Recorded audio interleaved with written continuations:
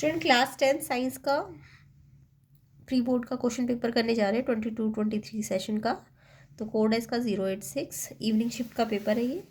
तो इसका आप सोल्यूशन देखिए एंड देखिए कि आपने इसमें से कितने ठीक किए।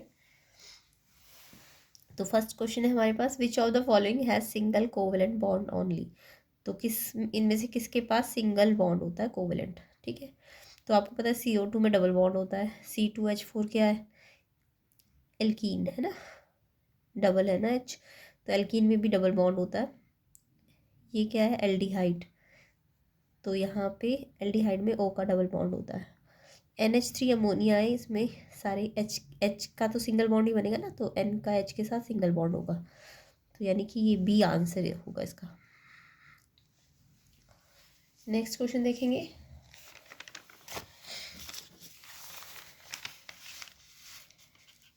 सेकंड क्वेश्चन है आपको, ये केमिकल रिएक्शन दिया हुआ है। इसमें जब भी आगे X या Y निकालना होता है तो इसको एक तरह से बैलेंस करना होता है, बट आपको प्रॉपर पूरा स्टेप नहीं करने बैलेंसिंग के, क्योंकि आपको ऑप्शंस तो गिवन ही है ना। तो हमें दिख रहा है CA यहाँ पे, तो पूछा है कितने होने चाहिए, एंड इस साइड देखेंगे तो CA 3 है।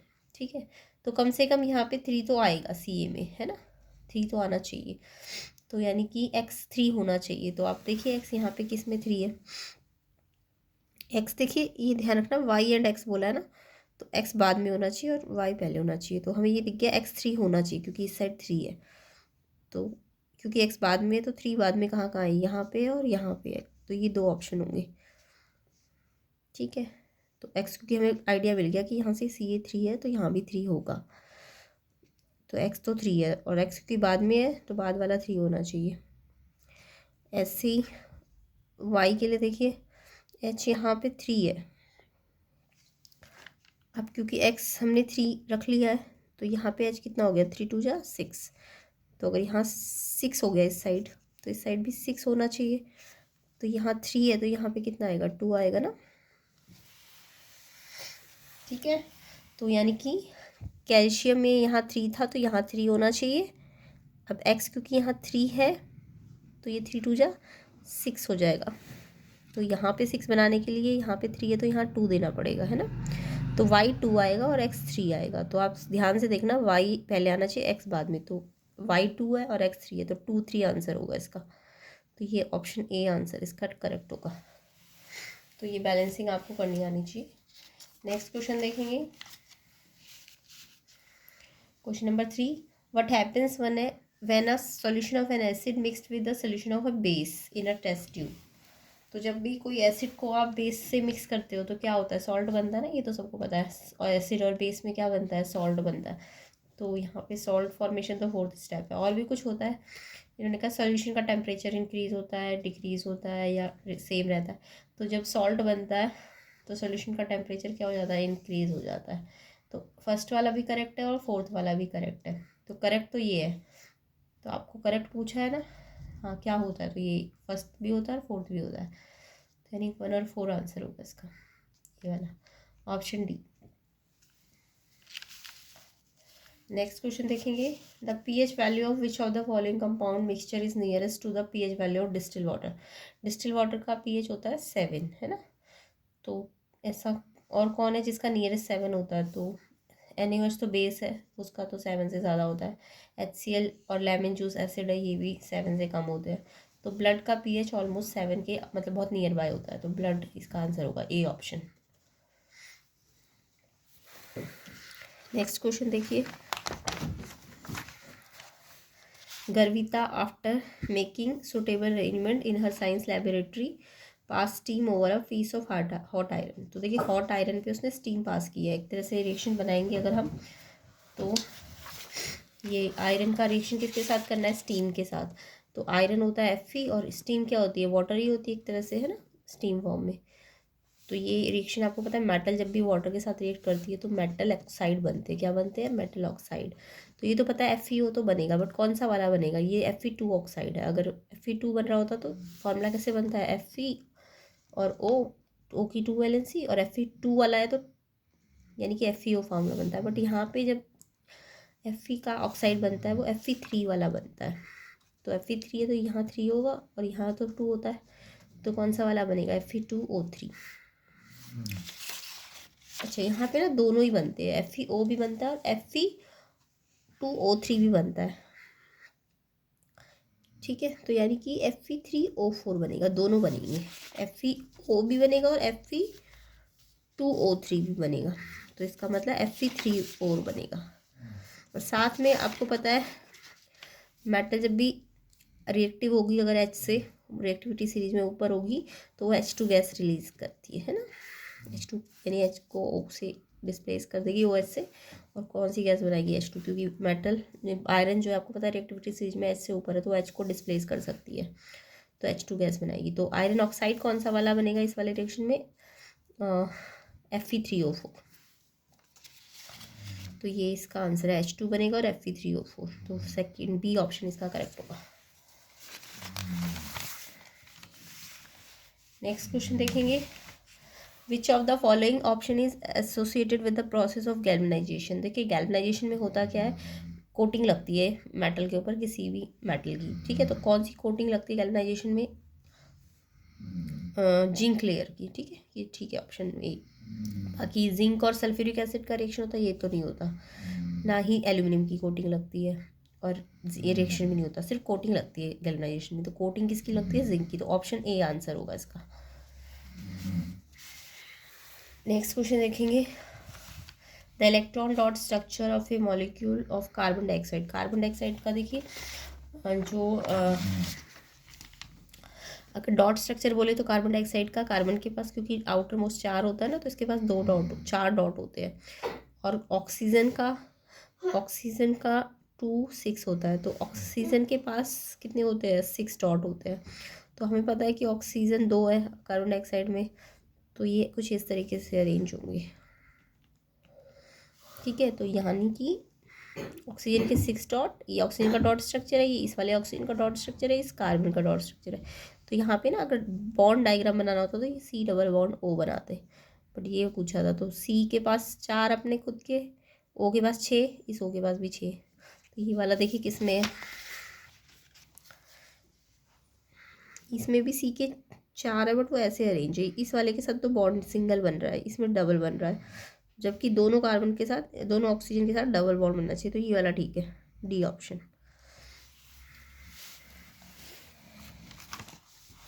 नेक्स्ट क्वेश्चन देखेंगे, following are a few statement about insulin. Insulin के ऊपर स्टेटमेंट बताई गई है और पूछा कौन सी रॉन्ग स्टेटमेंट है, तो पहले आप ट्रू चेक कर लीजिए, किसी में टिक मतलब रॉन्ग और राइट लगा दीजिए, फिर रॉन्ग आपको पूछा क्या है। तो it control blood sugar level, तो यस करता है, इंसुलिन तो ब्लड शुगर लेवल को कंट्रोल करता है, तो ये तो ट्रू है ना, ये ट्रू है। It is secreted by liver, ये फॉल्स है। और इट इज़ अ हार्मोन, ये भी ट्रू है। It mixes with the bile juice, ये भी फॉल्स है। तो आपको ना ट्रू वाले नहीं पूछे, ध्यान रखो, रॉन्ग वाले पूछे, तो रॉन्ग ये दोनों है ना, तो यानी सेकंड और फोर्थ, तो डी ऑप्शन है इसका, सेकंड और fourth.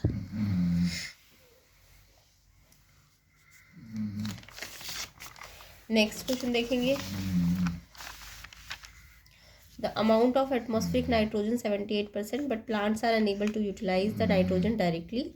The source of nitrogen terrestrial plant को, मतलब नाइट्रोजन डायरेक्ट तो मिलता नहीं है इतना ज़्यादा होते हुए भी, बट वो कहाँ से लेते हैं टेरेस्ट्रियल प्लांट नाइट्रोजन, तो या तो इनऑर्गेनिक नाइट्रेट से लेते हैं, या इनऑर्गेनिक नाइट्राइट से लेते हैं, या ऑर्गेनिक मैटर से लेते हैं, या ऑल, तो सबसे ही लेते हैं, है ना, तो ये ऑल आएगा इसका answer, D option. Next question देखेंगे, often animals require a pumping organ to transport the blood to different body part. ये तो पता है पंपिंग ऑर्गन चाहिए ब्लड को पहुंचाने के लिए।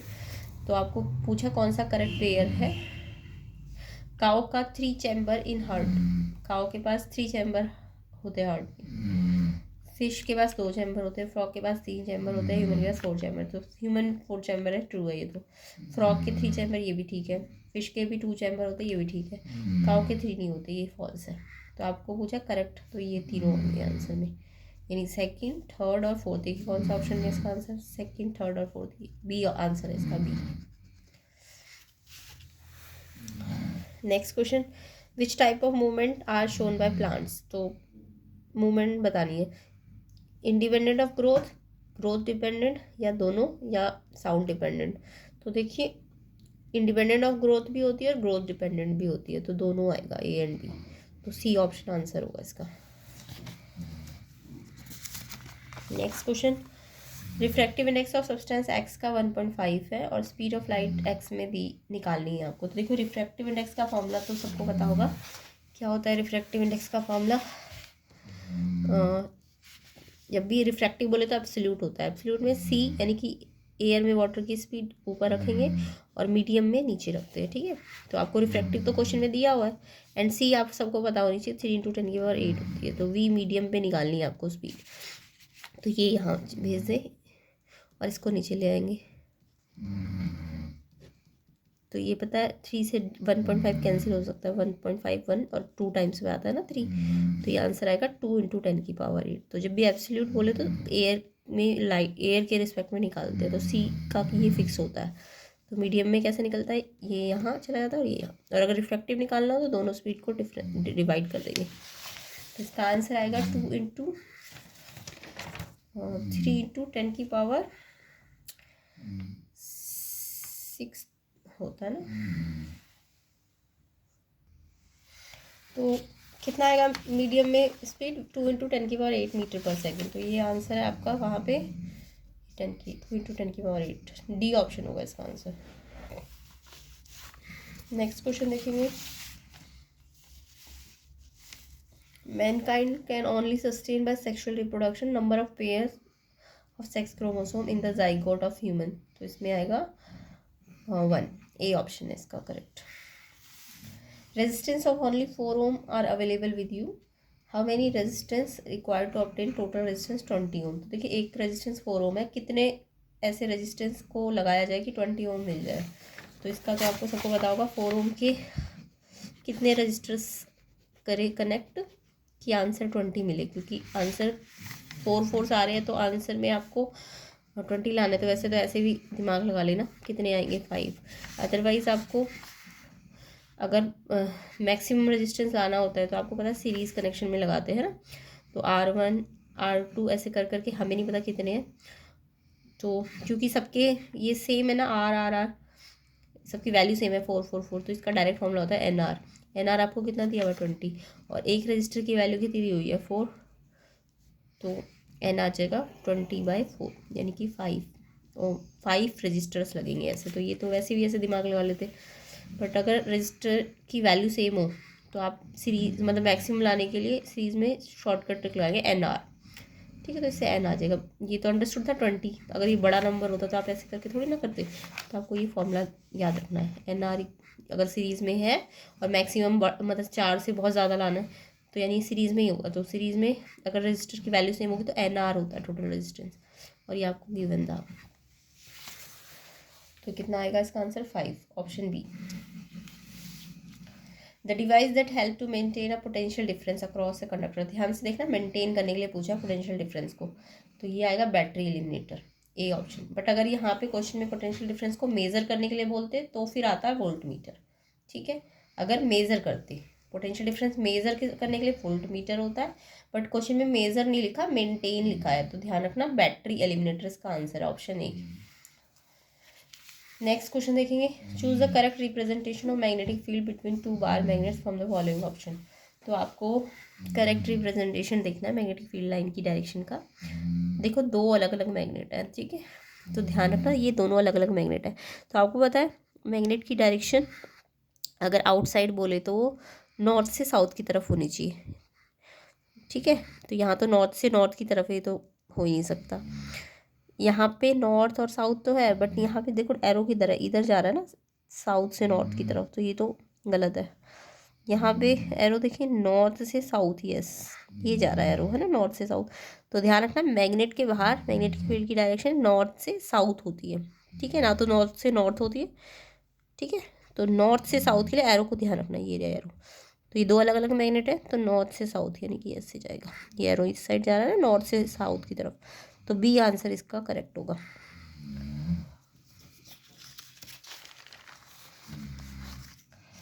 नेक्स्ट देखेंगे असर्शन रीजन है।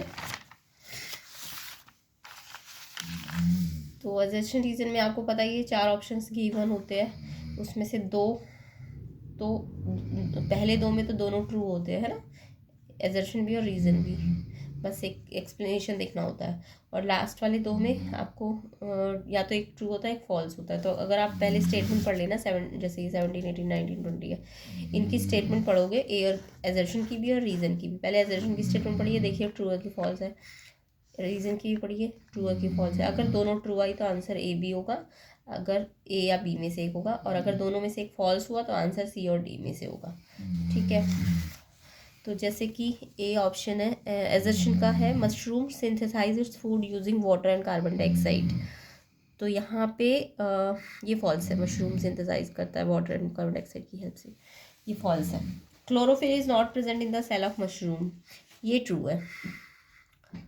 तो यानी कि पहले वाला जब फॉल्स हो, इनमें से कोई भी एक फॉल्स हो तो आंसर सी डी में मिलेगा। तो क्योंकि एजर्शन फॉल्स है और रीजन ट्रू है तो आंसर मिलेगा आपको डी ऑप्शन, इसका डी है 17 का आंसर, डी ऑप्शन। नेक्स्ट देखेंगे, we are able to see through a transparent medium, yes true है, ट्रांसपेरेंट मीडियम से हम देख सकते हैं। The light rays are transmitted through this medium, इस मीडियम यानी ट्रांसपेरेंट मीडियम से लाइट रेज क्या हो सकती है, ट्रांसमिट हो सकती है, ये भी ट्रू है। तो दोनों ही ट्रू है। ठीक है, अब जब दोनों ट्रू हो तो आंसर ए या बी में से कोई एक होता है ना। तो अभी आपको रीज़न वाली स्टेटमेंट को ध्यान से पढ़ना है, क्या एजर्शन को समझा रही है वो स्टेटमेंट। तो एजर्शन तो था कि ट्रांसपेरेंट मीडियम से हम देख सकते हैं, क्यों देख सकते हैं, क्योंकि वो लाइट वहाँ से लाइट रेज ट्रांसमिट हो सकती है, यस ये रीज़न इसका ठीक है बिल्कुल। तो इसका आंसर ऑप्शन ए होगा। तो 18 का आंसर क्या होगा, ए। 19 में देखिए, water from dug wells from lather with soap, जो डगवेल का पानी होता है कुएं का, वो सोप के साथ कम झाग देता है, यस ट्रू है ये। ठीक है, उसके बाद बोला water from dug well contain larger amount of salt of magnesium and calcium, ये भी ठीक है, सॉल्ट होते हैं उसमें, है ना, मैग्नीशियम एंड कैल्शियम के, तो ये भी ट्रू है। जब दोनों ट्रू है तो आंसर ए और बी में से मिलेगा। अब आपको चेक करना है कि ये रीज़न इसको एक्सप्लेन कर रहा है, यस यही तो होता है कि डगवेल का पानी, डगवेल सोप के साथ कम झाग बनाता है क्योंकि उसके पानी के अंदर क्या होते हैं, सॉल्ट होते हैं, किस चीज़ के, मैग्नीशियम एंड कैल्शियम के, इसलिए वो साबुन के साथ कम झाग बनाता है। यही तो रीज़न बनता है ना, सोप के साथ जो सॉल्टी वाटर होता है वो कम झाग बनाता है क्योंकि उसके पास ये मैग्नीशियम एंड कैल्शियम सॉल्ट होता है। तो ये रीज़न भी करेक्ट एक्सप्लेन कर रहा है इसको, तो इसलिए ऑप्शन ए होगा इसका आंसर। नेक्स्ट क्वेश्चन देखेंगे, during the process of urine formation in human water is selectively reabsorbed, तो यहाँ पे ट्रू है ये। ठीक है, इसका रीज़न पढ़िए, water loss in large amount from human body is not harmful, क्या वाटर लॉस हार्मफुल नहीं है, लार्ज अमाउंट में अगर हो रहा है वाटर का लॉस ह्यूमन बॉडी में से तो वो तो हार्मफुल होता है ना, इन्होंने बोला नॉट हार्मफुल, तो ये फॉल्स है। तो जब कोई भी एक फॉल्स होता है तो सी या डी में से ढूंढिए कौन सा है। एजर्शन ट्रू था और रीज़न फॉल्स था, तो यानी कि सी आंसर होगा इसका, इसका आंसर सी है ना, एजर्शन ट्रू है रीज़न फॉल्स है, तो 20th का आंसर सी होगा। तो इसका डी, इसका ए, इसका भी ए, इसका सी। ठीक है, सेक्शन बी को हम नेक्स्ट टाइम करेंगे, नेक्स्ट पार्ट में। तो आप चैनल को सब्सक्राइब कर देना, वीडियो को शेयर कर देना, और अपने आंसर्स को कमेंट बॉक्स में लिखिए कितना आपने ठीक किया, या आगे CBSE बोर्ड के लिए इसको अच्छी तरह से प्रैक्टिस कर लेना क्वेश्चन पेपर को।